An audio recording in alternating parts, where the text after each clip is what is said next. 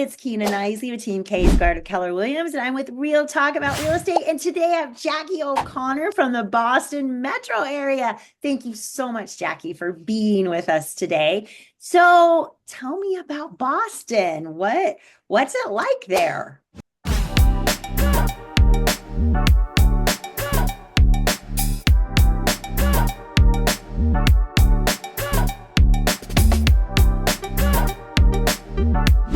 Thank you so much for having me, by the way. I appreciate the time difference. We're looking at 6 hours, so I appreciate you meeting with me first thing in the morning, your time. Yeah, so all is well in the Boston metro market. We're a very stable market. We're coming into our late spring, early summer market, which is our basically busiest time of the year. It's when the most transactions occur. We generally do about 80% of our business between mid-February and mid-July is sort of the bulk of the business. And then 20% sort of fills up the other months of the year. So I always joke with my family and friends, just think of me as like an accountant, and once July hits, I'll have more time. hmm So yeah, that's kind of what we see here. We have a large PCS season. So we do the bulk of our business, spring, summer. But luckily Hawaii is beautiful year round. So Year what, yeah, yes, even on Christmas it's 80 degrees, which doesn't feel much like Christmas, to be honest. But anyway, so what's your average price point there in Boston to buy a So, home? it's a very expensive market. So the average single family home price point is close to 900,000. And then condominiums are closer to 700,000 for like a local level, regardless of agent. That's the average. My price point tends to land over the course of the year anyway between 1 million and 1.3 million, just depending on, who lands in my pipeline for that particular year. This year we're at 1.4 million average price point, but we had some pretty high dollar transactions early in the season, so maybe a little early to establish that. But lowest sale, we've helped people as low as, $400,000, which really does not get you very much. One bedroom, maybe studio condominium, up to 5 million is sort of our top line. Um, for individual sales. I have sold as much as a whole floor at the Mandarin, but that was individual units. So I don't know if I count that as like, a very large sale, but that was at the time 12 million for Oh. that floor at the Mandarin. Yeah. So what is your luxury price point? Like ours is 1.895 to be considered luxury threshold. So what's your luxury entry point? So it depends on the county. So and Boston is comprised of just Suffolk County. It's only one county. And then outside of that is, Newton and Wellesley and all these really high-end suburbs. So, even though they might only be 1 mile outside of the Suffolk County. So in Boston for luxury, Keller Williams luxury designation, it has to be over $1 million. That to me seems a little outdated based on the marketing and market that's gone up over the last 5 years here. The city market itself has been pretty flat during COVID. They were definitely not the winners of the increase in prices. That was the suburban areas that were just, 1 mile outside of Boston are up about 70% Oh, in the wow. last 4 years. Yeah, we've had significant price run-ups. Wow. So Yeah. what are people moving to Boston for? What brings them to the Boston area? So family, obviously, we have the highest retention of residents in the country. 70% of residents never leave the state in terms of relocating out of state. So we do have a lot of retention in terms of agents. And then the people who might move to Massachusetts would move for a career. We are a very diverse labor force here. So our city is driven by tourism, education, research, hospitals, and finance and like biotech. So we have like six different branches of I think things that would attract people to the area. So they move for medical school. They come for 8 or 10 years. They'll do myomacial surgery and then, dental school and then medical school and then surgery residency. And all of a sudden, 12 years of their life has passed by and they know they're going to do that. So they buy with us. And then you have people who move here for research jobs, postdoctorate jobs, finance, really I mean, any myriad of reasons why you might move to an area. We do not have a lot of military. That is not our thing here. I've helped some military buyers randomly that either were retired or on leave, moving to be closer to family, that kind of thing. I think you have a MITRE office, which is a lot. It supports the military only because it's where my husband used to work. And I know Boston was always an option that we didn't. Yeah, yeah. We have Hanscom Air Force Base, but it's very small, and that's in the Metro West suburbs.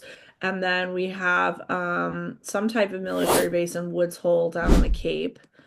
And then there's just in general like recruiting and local types of places. So yeah, so not a huge military presence. I think it's more retired people, but Yeah. randomly I've helped VA buyers. Yeah. Quite a few of them, That obviously. benefit. Yeah. Mhm. Absolutely, absolutely. So we're very committed to helping them Yeah. as well. So what kind of fun things are there to do in Boston? Well, we're close to the ocean. We're a coastal city, so we've got hundreds of miles of coast. We have mountains just slightly west. Within an hour, you can be in a beautiful mountain range, the Berkshires. And then north, we also have mountains, much higher mountains for skiing. Vermont, you can be in Vermont in an hour. You can be in Maine in a little more than an hour. You can be in New Hampshire in 40 minutes. So you literally can explore all of New England within a little over an hour's driving distance. Wow. Yeah. So And you Rhode get Island, all of that course. fall foliage and changing of Yes. leaves. The leaf We peeping don't. people come. Yes, because that, you forget when you're not here. You're like, oh, right. It's always the same color in Hawaii. It's all the same Palm color in trees don't change color. So, Arizona. Right, exactly. So, yeah, so that's one of the great things. People do come heavily. Our hotels are booked at 100% capacity in the Boston metro area in the fall. It's our most expensive hotel season. We already generally have about 83% of occupancy at the hotels at any given time of year. But the fall is fully committed way in advance. wow, just to see the leaves change. That's, yeah. No, Yeah, I'm gonna have to do that one year just to go see it. you But could. I know. Now what? I am big into food. So how are the restaurants in Boston? Because that's how I decide if I'm gonna visit. Yeah. So, So, Boston historically was not known for good food. When I moved to Boston in 2000, it's now been 25 years, I've been in the Boston metro area. They were really not leading the forefront on food, and they were just starting to become the celebrity chef vibes. So Todd English, who was like a local chef in the area, had a couple of premier restaurants and started getting some notoriety on, the Food Network, right? And some of those channels that were just being started. And now he makes more money selling his pans on QVC. I think he makes like $11 million from selling his pans on QVC. And goodness. he has no restaurants other than one left over in the entire US. So, which is a pizza shop in Boston now. But that started sort of the kickoff. And then we have a lot of celebrity chefs that are homegrown here. A couple of Top Chef winners also are located in Boston. So I live in a particular neighborhood where there are so many amazing opportunities for chefs to open up restaurants. They do pop-ups so they can kind of get a taste of whether they really want to own a restaurant or they just like, being the chef, if you will. So I'd say the food scene is getting better. It's not New York, it's not Paris. It's not. I mean, we have our fair share of steakhouses and we have amazing seafood because obviously it's caught right off the coast. So, whenever I go like to Florida and they're like, we have Maine lobsters, I'm like, yeah, okay, I can get those at the grocery store, like for $8.99 a pound. Yeah, Um, I tend to lean that way too. I'm like, Yeah, yeah, I like the seafood what? And I always joke that by the pound, seafood, generally lobster is cheaper than chicken here. So, Okay. Okay. I'm gonna visit now. yeah, so hopefully that helps if you're into seafood, Maine lobster. So yeah. No, well, that sounds just awesome. So, is there anything else you would want people to know about your area? Well, there's so much history located in Massachusetts. So, there are really big deals with relations to obviously the, Revolutionary War and, Paul Revere and his ride and then the Freedom Trail. So there's so much history. So when people bring their families here or, everyone comes to visit, that's one of the main things we do is we take them to walk the Freedom Trail and to see where they met in, South Station and all of the different locations where folks were, planning the revolution and where the Boston Tea Party happened and just all of those, Battle of Bunker Hill. I mean, there's so many, many, many, many interesting Revolutionary War um, opportunities, and then also Civil War too. So we have both. So they're really unique opportunities for history. We have the oldest commissioned naval battleship in the United States, the U.S. Constitution. She is still taken out every day. She's still an active duty ship. I don't know how much duty she would really do, but But she that's is fun. still active. Yes. So she's really cool and you can tour her, which is pretty awesome.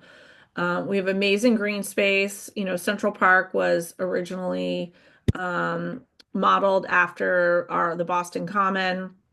We had the first public transportation in the entire United States. I wouldn't say it's the best anymore because it's very old, but they're working on upgrading the system. But we had the first public transportation. A lot of firsts happen here. So we're very proud of that. I would say we're the knowledge city. We're the extension of New York in the way that, that's where all the hub of the smarts and the research, it's all happening in the Boston area. That's between we have 140 college institutions within a 3-mile radius of downtown Boston. Oh my goodness. Oh yeah. 140? Yes. Wow. So Yes, it's very significant. So like a super educated city. Um, I'm probably the least educated person that I know. I only have an undergraduate 4-year degree. So, wow. yeah, it is a little bit about where you went to school here. I grew up in Georgia. So for me, that was not uh, the focus on education was yes, you're going to go to university, like that's happening in our family, but it wasn't about like you need to get into the best possible school that you can afford that will let you in. That was not the focus. And I feel as if there's definitely an opportunity where like should I have realized the importance of the local connections, I probably maybe would have made a different choice when I was much younger. I went to like a party school and Yeah, that felt like I I didn't went know. I went to Fort Campbell, Kentucky, Austin P. Go. Yeah, So, right. Yeah. yeah, but wow. So Mhm. that's amazing. I didn't know that. That's why I love doing these. I learned so much about these places and then I want to go. So Yeah. I Yes. keep telling my husband, Shelly from Tucson had me convinced I wanted to live there. And then my husband Oh, said, yeah, when she says 10 degrees cooler, she means 110 instead of 120. We're not moving there. So ah, I was ready. I was packing my bags. So it looks so beautiful from I some of the know, videos I've I seen. know. But yeah, when she says 10 degrees cooler, so it's Okay. still hot. Yeah, it's still very hot. Right, But exactly. Yeah, our temperatures really vary from, it can be 0 degrees here for a couple days in January, but it generally isn't. It's usually in the high teens at night to low 30s, and then day, anywhere from high 20s to, 50 degrees. oh yeah, I guess I'll visit during the summer. Yeah. So, Where it's perfect weather. Yeah, it's perfect weather in yeah. the So summer. the Yeah. team, but wow, no, I just love that. So yeah, if you know anybody, and actually I'm connecting with someone now who is moving to the Boston area. But if you know anybody moving to the Boston area, I would love to connect you because I think it sounds great. So this has been Kina Knisley, Team K Squared of Keller Williams with Real Talk about Real Estate. Thank you so much, Jackie. I love learning about Boston. My pleasure. It's great meeting you in person. Yeah.